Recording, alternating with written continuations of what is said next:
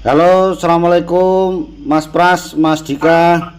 Waalaikumsalam, Pak. Iya, halo Mas Pras. Halo, iya Oh, Pak. oh, Waalaikumsalam. suaranya jelas ya Mas, Malan. Iya. Oh, itu, Mas Dika. Halo Pak. Wah, suaranya bagus, oke. Mas, udah pulang toh Mas Dika? Oh, sudah Pak. Oh, berarti benar Mas. Kalau malam-malam berbahaya Mas lewat situ ya kan. Iya dulu Pak. Acara bebas. Ya, mendingan. Malam minggu dipercepat. Wah, daripada ini loh Mas, resiko seperti replanting dipercepat ya kan. Nah, itu Mas Pras sama Mas Dika, hari ini kita bahas ini loh Mas. Ini penting juga untuk mungkin para netizen Mas, yang bagi yang kuliah, sekolah-sekolah. Topik malam ini, bincang malam kita ini Mas, adalah ini saya sedang sekolah ini Pak. Oh iya, makanya sampai diundang untuk menghadapi itu. Ini kan mewakili gini loh Mas, mewakili yang sudah tua, agak tua dan masih muda gitu.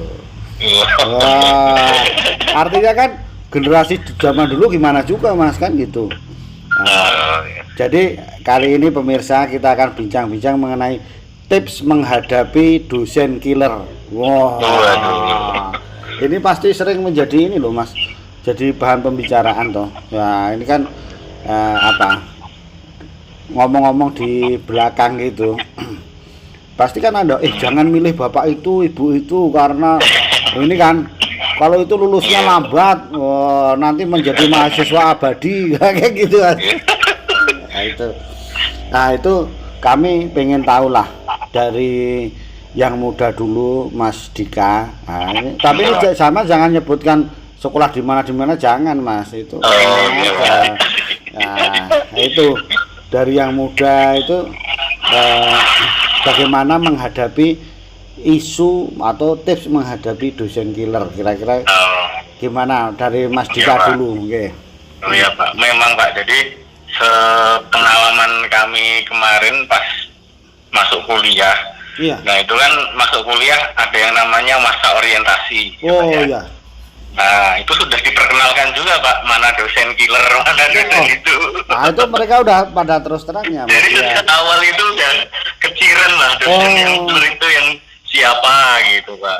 Tapi dalam berjalannya waktu kan sebenarnya kembali ke diri kita Pak. Kita bisa menilai apakah dosen itu killer atau enggak gitu. Karena pada dasarnya kan setiap dosen juga mempunyai kewajiban yang sama Pak, dan dalam pembimbingan, dan masing-masing dosen mempunyai cara yang sama gitu. Mungkin dalam memberikan caranya itu beda-beda, yang ditangkap mahasiswa itu beda-beda. Nah gitu. Jadi intinya sih kembali ke kita, sehingga kalau ada informasi atau dari kakak kelas, oh itu dosen killer, nah itu sebenarnya bukan kok kita langsung oke itu dosen killer, tapi sebagai warning Pak. Sebagai rambu-rambu lah. Jadi kalau dengan bapak ini, dengan ibu ini, dengan profesor ini harus lebih bagaimana gitu Pak, disesuaikan gitu Pak. Mas itu masih normatif itu. Iya Pak. Iya, itu kan harus ada tips yang real gitu. Iya Pak. Iya, Mas berarti sampean kan gini, tahun berapa itu kuliah S1-nya? Tahun 2010 Pak. Wah, itu masih termasuk milenial. Iya Pak. Kalau S2-nya Mas? S2-nya 2014 Pak. Oh iya, itu kan juga Mas, ciri-ciri dosen yang killer nampakkah itu? Nah, dan sebelumnya seperti ini Pak, ketika sudah mulai ada internet, komunikasi sudah normal dengan menggunakan WhatsApp, itu sebenarnya sudah mulai dosen berkurang atau enggak itu iya Pak, berkurang Pak. Karena kan dulu kita mau menghubungi dosen kan harus ke ruangannya. Itu udah takutnya setengah mati Mas ya. Iya Pak. Iya. Terus kalau mau hubungi pakai SMS saja kan, waduh, takutnya kan minta ampun Pak. Iya itu tadi. Tapi ketika dunia internet ada WhatsApp itu sekarang lebih luas lagi lah Pak. Iya, Mas Pras. Iya Pak. Nah itu saya juga ini sambil cerita-cerita langsung aja Mas. Jadi saya juga sebetulnya orang itu nggak killer juga sebetulnya, mungkin karena persepsi kita aja itu loh Mas. Saya punya pengalaman juga itu Mas. Jadi saya masuk bimbingan KRS itu dulu. Itu di depan pintu itu bertiga ada barengannya, kakak kelas saya ada itu. Ngintip dulu itu kacanya itu ada enggak. Jadi jorok-jorokan itu loh Mas. Disorong-sorong kamu duluan, kowe sik lah, kowe sik. Ah, wes enak loh. Kowe sik lah, kabeh ngintip gitu loh. Itulah. Itu menggambarkan apanya Mas? Apa? Saking takutnya itu kan. Yang disebut ini Pak, yang mungkin yang dikonotatifkan dosen killer tadi gitu. Mungkin kalau yang dosen mungkin tidak killer mungkin juga enggak ini ya. Nah, masalahnya kan rata-rata kan ya namanya sama dosen itu ya takut juga kan Mas. Iya kan jarang sekali yang akrab banget itu kan jarang Mas, jarang ada. Apalagi zaman dulu mungkin lain lagi ya, Mas, iya. Iya masih sangat menghormatinya itu sangat tinggi sekali ya. Iya Mas. Itu sampai kan kadang disuruh ke rumahnya juga loh Mas ya kan. Itu apa skripsinya diambil di rumah. Wah, udah keringatan ya kan Mas. Wah, doa lah kok gitu. Gua dimarahin doa kan gitu. Harus bawa-bawa apa juga gitu. Ah, kalau zaman dulu nggak ada itu Mas. Nggak ada ya. Nah, itu kan tahun 2000-an Mas. Nah, itu kalau Mas Pras tahun 1900-an juga itu ya Mas ya. Saya masuknya 2000 Pak, 2000. Oh iya. 2000 tank. Oh iya. Dah pengalaman sampean gimana Mas? S1, S2, S3 sekarang ini yang berjalan. Iya, ya memang kalau dilihat dari definisinya memang dosen itu kan ya pendidik profesional atau ilmuwan yang tugas utamanya itu ya mentransformasikan, mengembangkan, menyebarluaskan ilmu pengetahuan teknologi. Ya tentunya kalau dalam menyampaikan informasi tadi itu ya caranya beda-beda sehingga manusia juga mahasiswa juga memiliki pemahaman yang berbeda-beda. Nah, saya lihat misalkan terminologi killer, dosen killer itu juga macam-macam. Misalkan memang yang paling umum adalah dosen itu ya mudah marah misalkan ketika mahasiswa itu melakukan kesalahan. Ada berbagai macam pengalaman meskipun kadang sifatnya teknis, kadang non teknis Pak, misalkan datang terlambat, kadang datang itu pakai sendal, pakai apa itu sering dimarahi, tidak mengumpulkan laporan atau laporannya nggak berantakan dan lain sebagainya. Itu juga yang paling umum. Kemudian kadang yang kalau di di kelas gitu dosen itu ya biasalah, kalau yang mungkin lebih banyak yang dosen-dosen yang sudah sepuh kemudian menampilkan presentasi juga jadul, mungkin monoton dan lain sebagainya. Itu justru yang seperti itu seringkali dosennya malah sering bertanya gitu ke mahasiswa. Nah, kalau mahasiswa nggak siap itu kan sering gagap itu Pak. Dimintai tanggapan, dimintai opini. Nah, itulah yang terus mahasiswa banyak, wah itu dosennya killer kan gitu. Apalagi kalau sudah kita ngumpulkan laporan, bikin skripsi atau tesis, kemudian dia tidak dipandang sepaham bersama dosennya, sehingga asal ngumpulkan kok ya banyak sekali koreksian yang dianggap ya mahasiswanya kok nggak ada yang betulnya ini gitu. Nah itu jadi mahasiswa banyak yang menganggap bahwa dosen itu killer itu, apalagi banyak tugas, banyak ini suruh presentasi di kelas gitu kan. Kalau nggak siap gitu kan, kebanyakan mahasiswa juga nggak siap yang mendapatkan tugas yang begitu banyak kemudian dalam waktu singkat apalagi gitu. Nah itu yang menyebabkan wah ini dosennya killer gitu. Padahal sebetulnya kan aslinya kan nggak ini, karena kalau pengalaman saya sebagian besar itu yang killer gitu malah nilainya malah bagus ya. Nggak seperti yang waktu di kelas di ini nampak killer tapi rupanya malah murah di apa. Iya. Itu makanya Mas. Nilai gitu. Itu sisi pandang tadi Mas, dari sudut mana memandang ya kan. Iya. Dari segi dosennya sebetulnya dia kan mau mendidik, mau ngasih ilmu yang banyak kan Mas. Ini kita yang dikasih malah nggak siap, memandangnya kan jadi berat. Jadi betul. Padahal kalau kita ya enak-enak aja dikerjakan apa itu sebetulnya ya wah ini tuh kayak apa, bagus lah tujuannya sebetulnya kan gitu. Iya, justru disiplin mandiri itu nampak gitu kalau yang dari dosen-dosen yang seperti itu. Oh ya kan memang ya itu suruh tadi mandiri, disuruh apa kan, Kembangnya beran. ya, suruh cari ilmu kan sebenarnya Mas.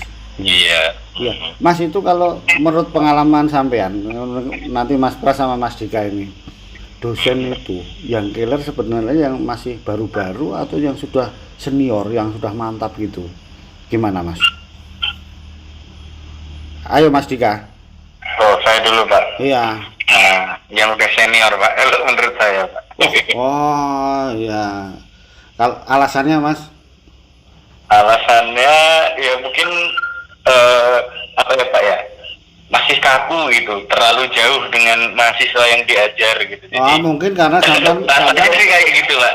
Nah, kalau sampean milenial maunya begini-begini kan mungkin beda loh, cuek-cuekan mahasiswa sekarang. Kalau yang zaman saya tua dulu kan ya mungkin enggak juga ya kan Mas. Itulah sudut pandang yang berbeda tadi. Iya. Iya, gimana Mas Pras? Ya, kalau saya memang beragam Pak, ada yang Wah. yang dari yang apa namanya sepuh, ada yang dari apa sampai yang muda pun ada gitu. Oh iya. Ya itu tadi karena balik ke sudut pandang tadi, karena ya bukan beberapa ya, mungkin banyak juga gitu. Sampai sekarang pun dosen-dosennya itu masih aktif juga, yang sepuh-sepuh banget itu justru malah wise banget gitu kalau ada mahasiswa yang muda atau apa itu ya merasa apa namanya menghormati itu ya, banyak juga yang seperti itu, karena ya dia udah menilai bahwa ya yang milenial terutama itu kan punya ilmu sendiri gitu, jadi dia yang dia nggak punya mungkin kan gitu. Nah tetapi memang ada juga yang apa namanya mungkin merasa paling benar apa segala macam, tapi dari sisi keilmuan ya, kalau sudah berdebat dari ilmu apa segala macam, tapi kalau sudah debatnya di ilmu yang dia nggak kuasai atau apa ya, juga biasanya dia akan hormat juga gitu. Oh iya, berarti kan nggak tergantung senior sama junior, tapi semua ada yang apa nah tadi itu dah killer tadi itu ya Mas ya. Okay, tergantung orangnya. Jadi kalau menurut saya killer tidaknya itu tergantung itu tadi Mas, sudut pandang, dan itu kan sudah dibentuk oleh bertahun-tahun ya kan Mas. Iya. Jangan milih bimbingan sama itu, mampus kau, kan gitu. Mampus kau nanti apa lulusnya lama. Wah, setengah mati gitu. Nah, saya pun dulu gitu juga nih Mas. Saya kan bidangnya tertentu ini. Ya, otomatis ya itu tadi Mas, otomatis ketemu sama ibu itu misalnya kan gitu Mas. Wah semua udah aduh, sampean kok gitu sih milihnya, wah bukan milih kok ya kan dulu, bukan milih, kok aduh sampean aduh hancur ya, wah kita coba Mas. Kebetulan saya itu Mas, dikatakan dapat pembimbing yang begitu terus Mas, katanya ya kan. Tapi saya praktekkan menurut saya salah semua Mas. Nah gitu, menurut saya, wah itu malah menurut saya sayangnya malah luar biasa Mas. Nah, itu jadi kan wah kalau saya itu kan orangnya nurut Mas, saya itu gitu kan, saya tipe penurut wah gitu, jadi dapat saya mungkin dites juga itu loh Mas, iya kan. Wah itu apa dia mati ya saya nurut aja, malam harus selesai ya kan gitu Mas. Wah terus ini seminggu harus selesai ini ya, ya Pak ya Bu kan gitu, 3 hari saya selesaikan Mas. Saya serahkan ini, udah betul ini, betul Pak. Terus diserahkan lagi, dikoreksi, Pak ini berapa, seminggu lah, kan gitu. Saya rajin kebetulan Mas, ya itu, itulah salah satu tips Mas, itu tips. Ya, itu beberapa trik lah. Ya itu ya trik itu Pak. Mengatasi itu, jadi ya saya kerjakan terus Mas, serius, senang daripada ditunda-tunda ya. Daripada ngeri ditanya-tanya sebelum waktunya, kalau saya kasihkan Pak Bu ini sudah saya kasihkan, sudah saya benar betul Pak. Wah gitu, itulah kuncinya, udah kamu bisa lulus kan gitu Mas. Jadi dosen tersebut jadi apa ya, bosan untuk mengoreksi ya, saking banyaknya. Ya lulus juga bolak-balik, suruh seminggu 3 hari datang ya kan, lulus juga Mas ya kan. Gue datang tapi terus. memang betul ada yang dikoreksi gitu, Ya, ada yang betul. diperbaiki gitu, Ya. bukan asal mengumpulkan gitu kan Pak. Ya, artinya tetap tipsnya itu kita rajin ya Mas, tetap Ya, ya dikasihkan gitu. Itu tips apa? yang pertama memang berkaitan dengan profesionalisme sekolah. Oh, gitu kira-kira. Oh, dikasih tugas seminggu ya seminggu betulan atau kurang. Jangan alasan lebih terus. cepat gitu ya. Ya artinya tepat Mas, disiplin juga gitu. Terus ada lagi Mas, ini kalau ini menurut saya, tips saya ya. Ya saya itu kan menghormati orang tua, menghormati yang senior gitu kan. Ya saya kalau disuruh apa saja ya mau gitu. Itu Mas apa pengamatan apa ya nanti mampir rumah saya. Wah, saya senang ternyata ya dosen saya tuh senang juga Mas gitu. Ya itu jadi hubungannya kan hubungan ini Mas, personal gitu. Ya waktu kita udah memelas nampak rekoso itu kan Mas. Waduh, udah dari mana Mas kok pengamatan siang? Iya Pak, biar lulus. Ya, nah itu ya intinya lagi ya rajin gitu loh Mas. Kalau helpful, helpful lah gitu. Itu menurut saya apa yang kedua Mas, tips yang kedua. Nah gitu. Sama mesti dosen juga ini kan akan bangga muridnya nanti jadi menteri, jadi ini kan suatu saat kan nggak tahu. Itu Mas, aku mau omongkan yang ketiga Mas gitu. Artinya kan dosen atau apa itu kan sebagai ini loh Mas, orang tua, sebagai pendidik, sebagai apa itu bangga kalau anak didiknya itu berprestasi Mas. Nah itu kuncinya. Kalau kita meskipun kelar kalau kita lumayan berprestasi apa itu ya senang juga ini muridku ini kan gitu ya Mas. Nah itu tips juga ketiga itu Mas Dika. Ya, makanya sampai harus berprestasi terus ini. Iya. Terus gini Mas, berdua Mas Pras sama Mas Dika ini kan pernah belajar di Jepang ya kan. Nah ini kalau dosen di sana gimana Mas? Killer betul atau apa? Meskipun short course ya, apa nggak lama di sana gitu? Gimana Mas Pras sama Mas Dika? Kalau saya hanya sebentar sih Pak, jadi sama profesor itu juga nggak banyak bicara, tapi banyak kerja juga. Iya. Selama 2-3 bulan di sana itu ya tiap pagi sampai maghrib itu ya cuman klotek di lab gitu, nggak ada banyak apa namanya ngobrol-ngobrol, bahkan tidak sama dosennya, sama apa namanya, sama sesama anggota lab gitu, yang mahasiswa yang lain gitu. Itu juga jarang sekali gitu. Nah jarang sekali, paling kalau ada masalah atau apa kita menghadap profesor tersebut. Nah itu dan pasti solutif banget, sopan banget, terus kemudian memberikan solusi-solusi ini, solusi pembelajaran gitu. Nah beda kalau misalkan nanti ada mahasiswa yang keluar atau ada yang masuk yang baru, itu biasanya ada party Pak. Minum-minum gitu. Kalau kita ya minum-minum teh lah gitu. Kalau orang itu ya minum-minum yang lain. Nah pada waktu yang seperti itu, wah itu cairnya luar biasa itu. Kita ngobrol bebas apa tanpa menyinggung penelitian atau apa. Nah itu enak banget gitu. Jadi sepertinya nggak ada karena saya mungkin bersinggungannya sama 1-2 dosen saja, jadi ya saya yang cuman apa namanya bisa memberikan komentar ya dosennya ya luar biasa apa namanya ngemong lah gitu. Iya. Sama mahasiswanya. Gitu. Gimana Mas Dika? Ya Pak, kurang lebih sama, tapi ada tambahannya. Ya kalau di Jepang, khususnya di Jepang itu yang pernah apa ya saya alami itu, jadi ya dosen itu ya memang bener-bener ngopeni penelitian, ngajar gitu Pak. Jadi jarang yang ngurusin administrasi gitu Pak, kayak di kita. Iya. Jadi memang sebagian besar waktunya memang dihabiskan di lab untuk ngajar gitu. Iya. Ini luar biasa nih tips untuk relationship antara mahasiswa dan dosen. Iya.